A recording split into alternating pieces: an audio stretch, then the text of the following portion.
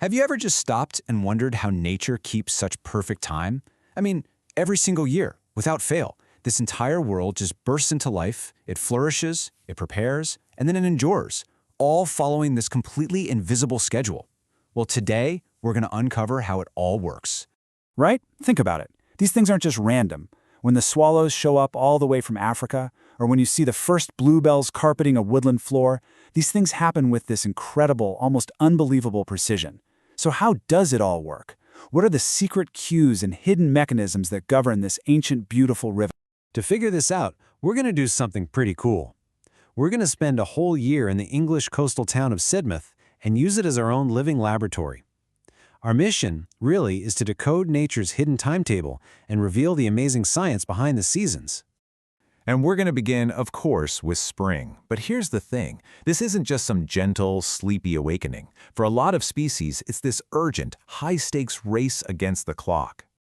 You can practically feel the energy in the air. Sidmouth just completely transforms from the quiet of winter into this lush tapestry of colors and scents and sounds. It's a total explosion of life, a complete sensory overload, but in the best possible way. You know, it's almost like nature has this giant checklist it's working through. The forests suddenly turn blue with flowers. The swallows complete this epic journey all the way from Africa just to nest here. Bats wake up from their deep, deep sleep, and the entire landscape is just filled with birdsong. Each one of these events is a vital sign that the whole system is switching back on. So, here's the crucial part. There's actually a science dedicated to studying this very thing. It's called phenology, and it is all about timing. Phenologists, they track everything. When flowers bloom, when insects emerge, when birds migrate, all to understand the cues that drive these events. And this is more important now than ever, because if just one part of this intricate system gets out of sync, the whole web can start to unravel. And what's so fascinating is that not all species use the same alarm clock to wake up. On one hand, you have the risk takers, like the lesser selenine. They respond directly to temperature.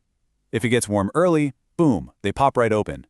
But they risk getting zapped by a late frost. Then you have the calendar keepers, like wild garlic. They honestly don't care how warm it is. They're waiting for the days to reach a very specific length.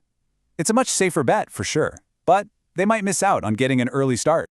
Okay, let's move into summer and see how this all built. If spring was that frantic, high-energy start, then summer is the season of peak performance. It's all about growth, maximizing energy, and the absolutely critical business of reproduction. And you can see it everywhere. The days are long, the sun is high, the meadows are just ablaze with color, you've got poppies, oxeye daisies, wild carrot, and the air is literally buzzing with life. This is nature running at full power. But all that floral beauty, it's not just for show. It is part of this incredibly intricate dance. The key concept to understand summer is something called pollination syndromes. It's this brilliant idea that shows how flowers have evolved these very specific shapes and structures to attract their perfect insect partner. It's like a whole series of custom-designed locks and keys. Just look at this breakdown. It's amazing. Bees, because they're so strong and smart, they're pretty much the only ones who can muscle their way into the complex, hidden nectar stores of a clover flower. Flies, on the other hand, they prefer the fly's diner, easy-access flowers like cow parsley that are basically just flat landing pads. And then you have butterflies, which use their long, straw-like tongues to reach nectar hidden deep inside narrow tubes that nobody else can get to. Each one is a perfect, specialized match. And this is the ultimate goal of that whole high-stakes pollination game. This diagram shows the entire beautiful process. That single grain of pollen landing on the stigma, it kicks off this incredibly complex cycle of double fertilization, which is a feature totally unique to flowering plants, and it all leads to the creation of a seed, complete with its own little lunchbox of nutrients. So, as summer's intense energy starts to fade, we move into autumn, and now the focus shifts completely. It's no longer about creation, it's about dispersal. It's not about growth, but about the crucial, vital task of preparing for the scarcity of winter. This is the season that just captivates your senses, right? The green chlorophyll in the leaves breaks down, revealing these spectacular yellows, oranges, and reds that were hiding underneath all along. The air gets crisp, and the entire landscape just shifts into this slower, more tranquil rhythm. And just like in the spring, there's a whole new to-do list. Trees are shedding their leaves, squirrels are in a total frenzy hiding acorns, and the hedgerows are just bursting with fruits and berries. But notice the shift. While the summer birds are leaving, new ones, like these hardy turnstones from the Arctic, are actually arriving to spend the winter here. Now this is where we see the sheer ingenuity that plants use to get their seeds out into the world. It's incredible. You've got wind dispersal, the little parachutes on a thistle or the helicopters of an ash tree. You've got animal hitchhikers, like the burrs of a burdock plant that get stuck on everything. And my personal favorite is explosive dispersal, where plants like gorse build up so much tension in their drying seed pods that they literally catapult their seeds away. But seeds aren't the only game in town. See, autumn, with its damp, humid air, is the golden age for spore producers. We're talking about fungi, ferns, and mosses. Unlike a really complex seed, a spore is just a tiny, single-celled package. It's a much simpler, more ancient strategy, really. It relies on releasing billions of these spores into the air, just hoping a few will land in the perfect spot to grow. And finally, we arrive at winter. Now, it's easy to think of this as a season of death, but it's not. It's a season of profound quiet and the incredible art of survival. It's a time of hidden activity and mind-boggling resilience. All those vibrant colors are gone, and they're replaced by this much more subtle palette.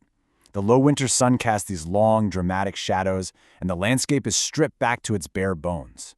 There's a quiet majesty to it, a peacefulness you just don't find at any other time of year.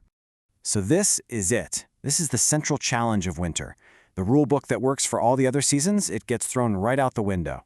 Surviving until spring requires a completely different set of skills, and some truly mind-bending biological tricks. Let's start with some of the incredible survival strategies of the bigger animals. True hibernators like bats and hedgehogs, they basically turn themselves off. A hedgehog's heart rate can drop from 190 beats per minute down to just 20. But even more amazing is the shrew, which physically shrinks its own skull and brain just to conserve energy. It then regrows them in the spring. How incredible is that? And it gets even more extreme when you look at the insect level. A lot of insects survive by replacing the water in their bodies with glycerol, which is basically a natural antifreeze. Ladybirds huddle together in these huge groups to conserve heat, and the orange-tipped butterfly, it spends the entire winter as a perfectly camouflaged chrysalis, just waiting for the right cues to emerge in the spring. So the crucial point to take away is this. Winter is not an empty stage. It is full of life, all of it engaged in this calculated, strategic pause. Every single organism is waiting, conserving energy, and perfectly poised for the moment that the cycle begins all over again.